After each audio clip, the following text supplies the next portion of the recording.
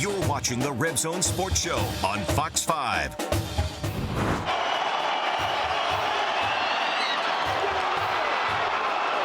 A game the Rebels certainly wish they had back. Straight ahead in the Reb Zone, we break down what went wrong in Wednesday night's loss to in-state rival UNR. Plus, a bounce-back game against San Jose State, and a look ahead to the biggest road trip week of the conference season. And we talk with the UNLV football coaching staff on where the focus is recruiting-wise as they hit the road to bring in future Rebels later this week. It's time to turn it up. The Reb Zone is getting down and dirty right now.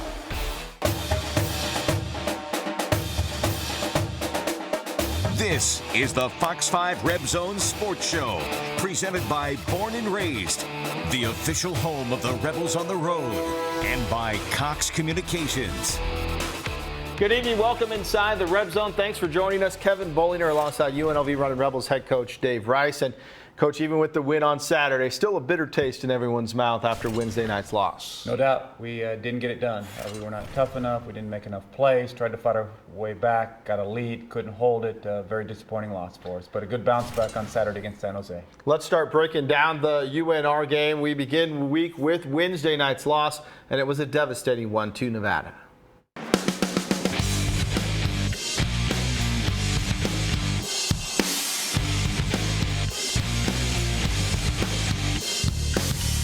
The Thomas and Mack was buzzing with rival UNR in town. The Rebels tried to establish an inside presence early. Chris Wood with the drive for the slam. Then off the good luck Okonobo miss, Wood is there for the tip-in. Rashad Vaughn goes alley-oop over to Okonobo and an early 6-2 lead. The Rebs also ran. Wood with the block, and the big man runs the floor. He dishes to Cody Doolin for the lay-in. But the Wolfpack showed early that they would be physical and stick around. Ronnie Stevens with the two-handed slam.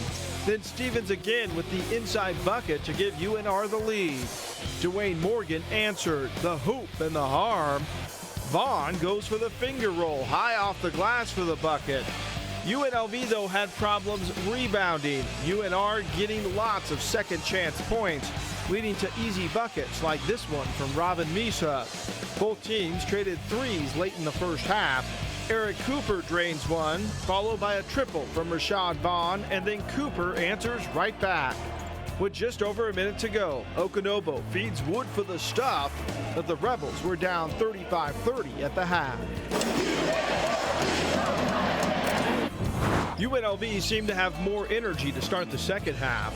Nice interior passing here to Wood for the two down low. Then Patrick McCaw drives the lane and he throws it down. Doolin and Wood hit back-to-back threes to turn a three-point deficit into a three-point lead.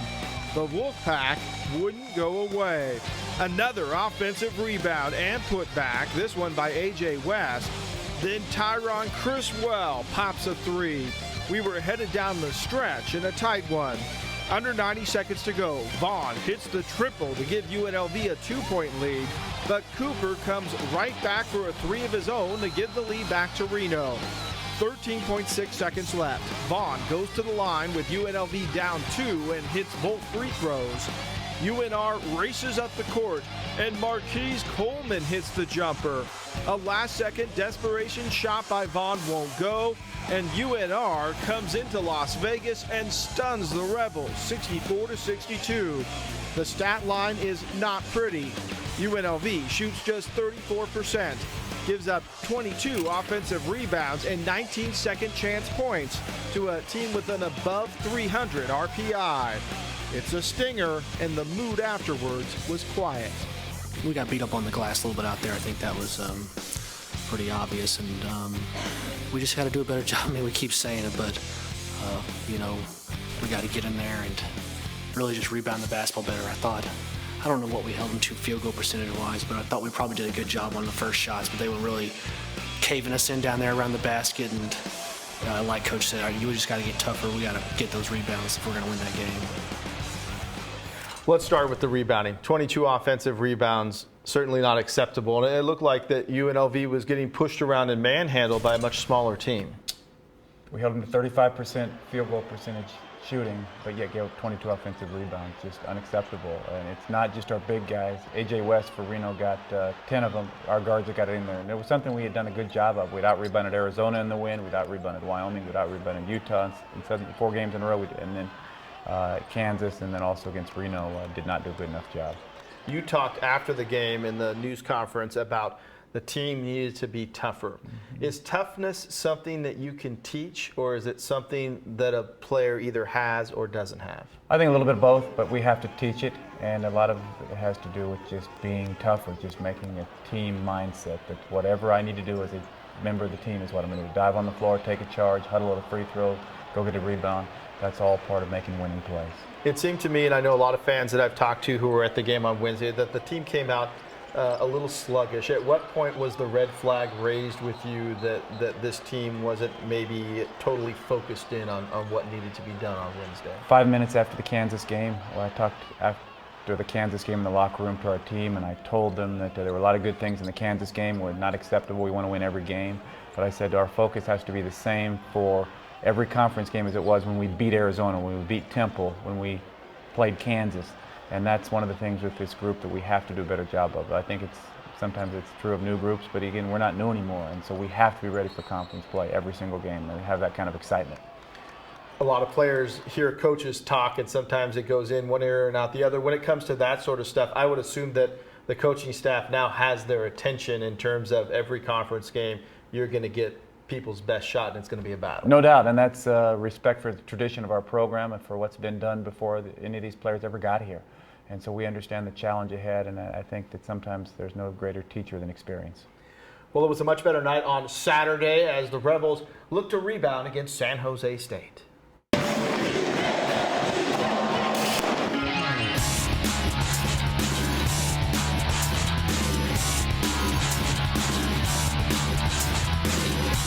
San Jose State only suited up 8 players as UNLV tried to make sure that this game was never in question. It wasn't. Good Luck Okanovo and Chris Wood both got buckets down low to get things going. Then Rashad Vaughn knocked down a 3 to open up an early lead. Bizarre play here, the long rebound to Cody Doolin, who goes coast to coast for the lay-in, but Okanovo knocks it out of the cylinder to negate the bucket. It didn't faze UNLV. Patrick McCaw with the steal, and he heads the other way to throw it down. The pretty move by Vaughn here to get to the hole for the lay-in. The Rebels did give up 12 offensive rebounds in the first half. This one to Brandon Mitchell, who gets the putback. But UNLV shot 72% in the first 20 minutes to offset that. Dwayne Morgan hits a 3 and also had the points inside as well. Jordan Cornish followed with another triple. Doolin with the steal, and he heads the other way for the lay-in. Late in the first half, Doolin drives and he hits the runner to beat the buzzer. The Rebels were up 35-20 at the break. The second half turned into a 3-point bomb fest. Vaughn, Jalon Kendrick, Cornish, and even Dantley Walker all dialing up long distance. The nice capper provided by Barry Cheney, who gets the hoop and the harm. It was a comfortable night for the Rebels as they cruise 74-40.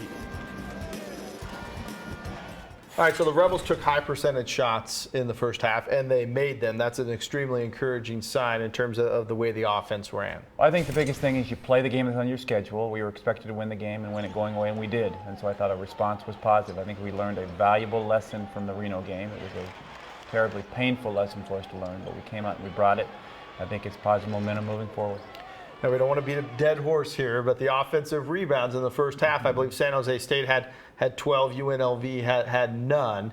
Even though San Jose State did miss a lot of shots, it's obvious that guys weren't in the right spots to get rebounds. Well, I was a lot more concerned that they had 12 than we had none, because we were 13 for 18 from the floor, so there weren't a whole lot of shots for us to offensive rebound. But absolutely, it's a recurring theme, and we'll continue to work on it, and it's a huge part of what we're going to have to do this coming week with Boise and San Diego State on the road.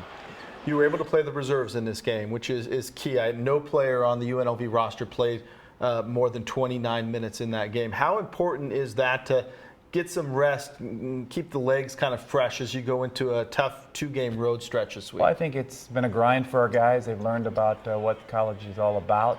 And I think the biggest thing is also rewards the guys who practice harder and maybe don't get an opportunity. And you never know when there's going to be foul trouble and injury, and we're going to need one of those guys. And so it's good to get a valuable experience. Well, it's time to take our first break. Up next, we're going to preview the week ahead. 2 tough road games in places that saw disappointing losses last year. What will it take to go into Boise and San Diego and come away with W's? Find out straight ahead as the Reb Zone rolls on. You're watching the Fox 5 Reb Zone Sports Show, presented by Born and Raised, the official home of the Rebels on the Road, and by Cox Communications. The Running Rebels have a crucial week ahead as they hit the road for games in Boise and San Diego. 2 key outcomes that could shape the rest of the conference season.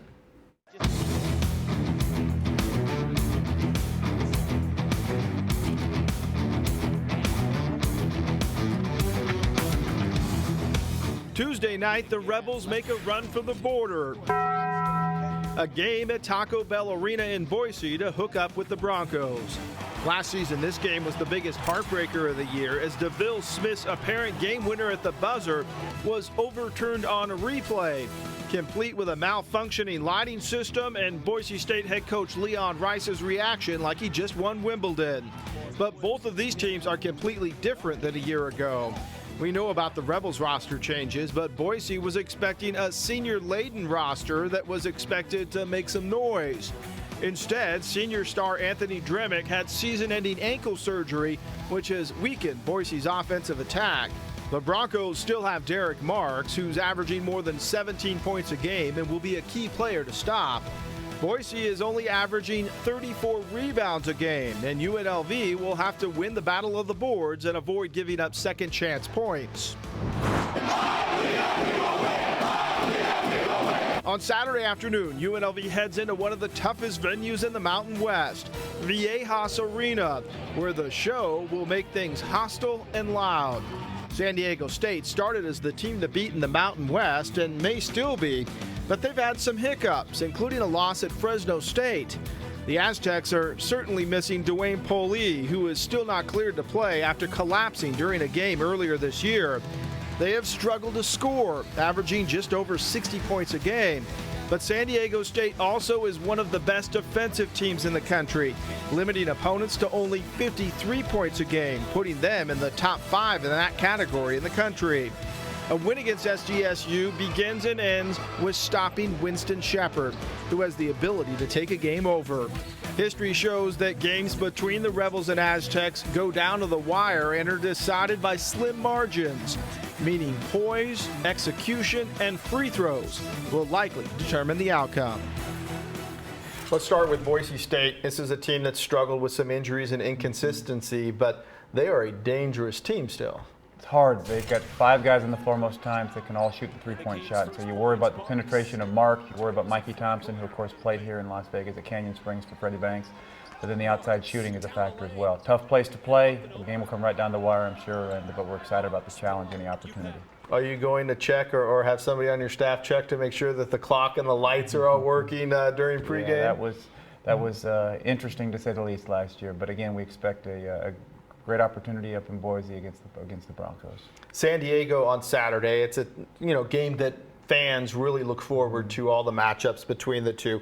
Talk a little bit about Winston Shepard and how his good day or bad day really changes the way that San Diego State flows. Well, Winston is the guy who makes him go, and certainly it's an experienced group with J.J. O'Brien and Quinn, who shoots the ball so well, and Shrigley's back healthy, and they have a 2-headed monster inside, both excellent players. Spencer, and then Chol as well. It's a very good team, and Steve Fisher is one of the great coaches in the United States, and it's always a challenge to go down there and play, but again, another great opportunity for us. Yeah, most of the players haven't played a game at Viejas Arena. Do you do anything different in practice in terms of piping in any type of noise or anything late in the week to get them prepared for what they're going to see? Well, I think, again, it's great for our young guys that they had an opportunity to go to Kansas and play in terms of the noise in Allen Fieldhouse. Viejas will be similar. We'll often play loud music when we're practicing to kind of simulate what it's like to go down there. But again, one of the great rivalries in our league, and we're excited about the challenge and the opportunities. Well, a lot of respect for Broncos and the Aztecs that we both played this week.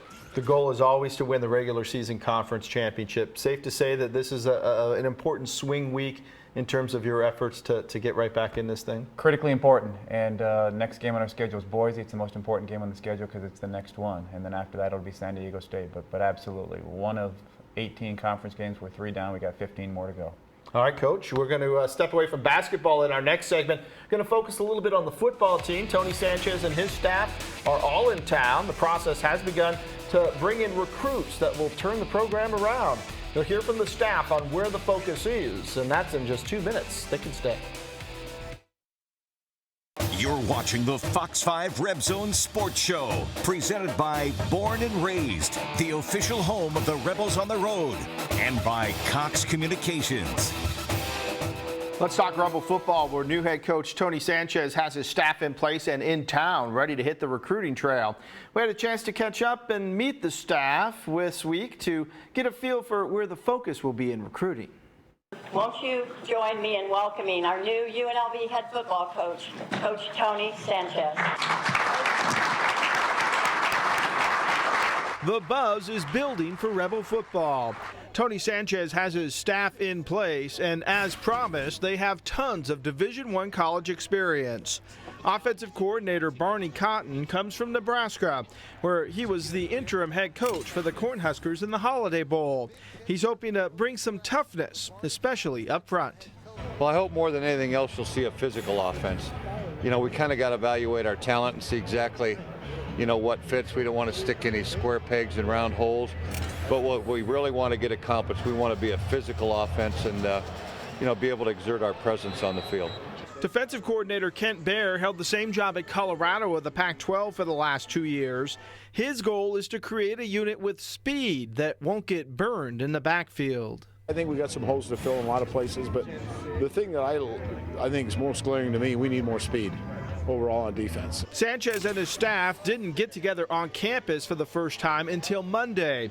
They spent the week evaluating what they have, but more importantly, seeing what's available when the recruiting dead period ends later this week.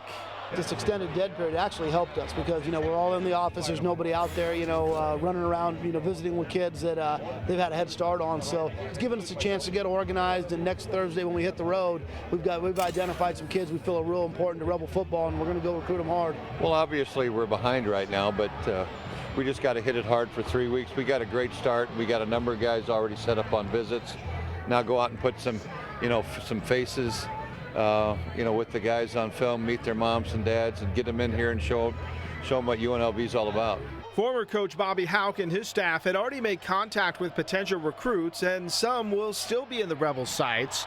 The only holdover from Houck's staff is wide receivers coach Cedric Cormier, who's making sure that there's transition between recruits and the new coaches. It's about building relationships. We've had relationships with guys prior, and now we're still trying to gain more trust. It's a trust deal. It's just creating depth at all the different spots. We've got a talented team. We've got to add to that talent, and we've got to continue to develop that talent, and we've got to bring in, 24 kids that can help bolster us up to go out and win some football games. The Rebels have already received commitments from a running back and an offensive lineman, but NCAA rules prevent the coaches from talking about them right now. Talk that is happening is from Rebel football fans who seem fired up. When Sanchez joined Twitter this week with the handle @UNLV Sanchez, he picked up 800 followers in a matter of a few hours. Another sign that he has people's attention. I think this town's dying to jump up and support us, and they want us to have success, and we're going to work hard for the entire city of Las Vegas and UNLV and the entire community, and we're fired up. We don't take that stuff for granted, and we really want to make people proud of us. One last break, and then we're back with the Runnin' Rebels plays of the week. But first, here's a look at how other Mountain West teams did over the weekend.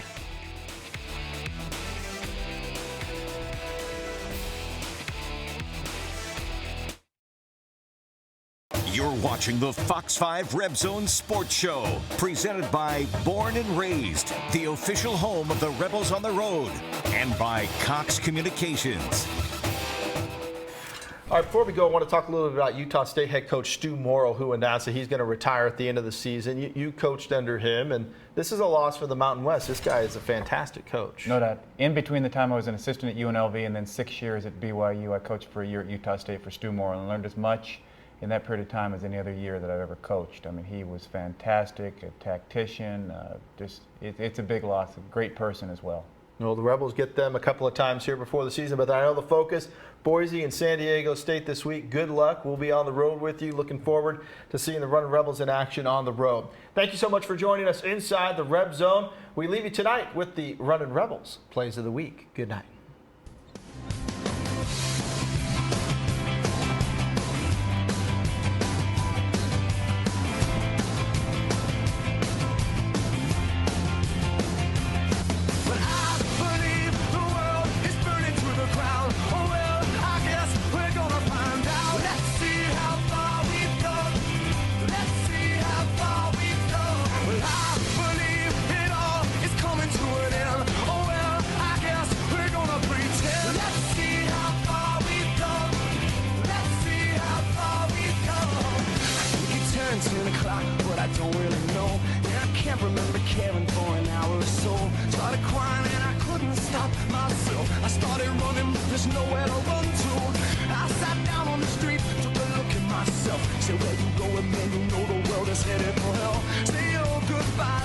Someone you can say goodbye to.